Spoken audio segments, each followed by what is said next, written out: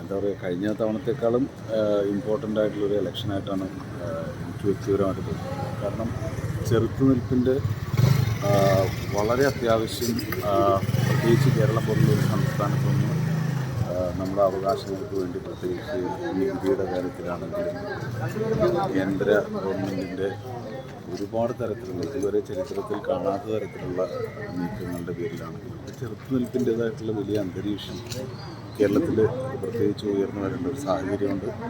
അതുപോലെ തന്നെ നമ്മുടെ രാജ്യത്തിൻ്റെ മതേതര സ്വഭാവത്തിൽ ഈ അടുത്ത വർഷങ്ങളിൽ തന്നെ വലിയ രീതിയിലുള്ള പരിക്കേൽപ്പിക്കുന്ന കാര്യങ്ങൾ നടന്നിട്ടുണ്ട്. അപ്പോൾ ഇതിനൊക്കെതിരെയുള്ള ഒരു ചെറുത്തുനിൽപ്പിൻ്റെ തെരഞ്ഞെടുപ്പായിരിക്കും എന്നാണ് ഞാൻ പ്രതീക്ഷിക്കുന്നത്.